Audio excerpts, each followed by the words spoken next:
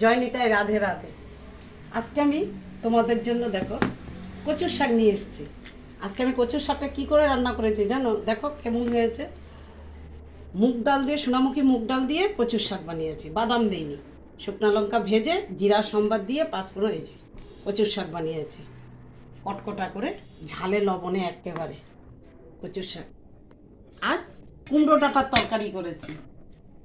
সব কিছু সবজি দিয়েছি জানো, ধুদুল, মানে গরমকাল তো, গরমকালে যা সবজি পাওয়া যায় সেই সবজি দিয়ে পাঁচ তরকারি মতন মুগ ডাল ছিটিয়ে বানিয়েছি।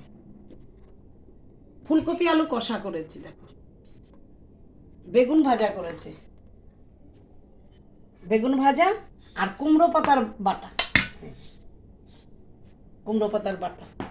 আজকে আমার রবিবারের রেসিপি এই বানিয়েছি। দেখো তোমরা বন্ধুরা কেমন হয়েছে, চলে এসো। জয় নিতাই, রাধে রাধে।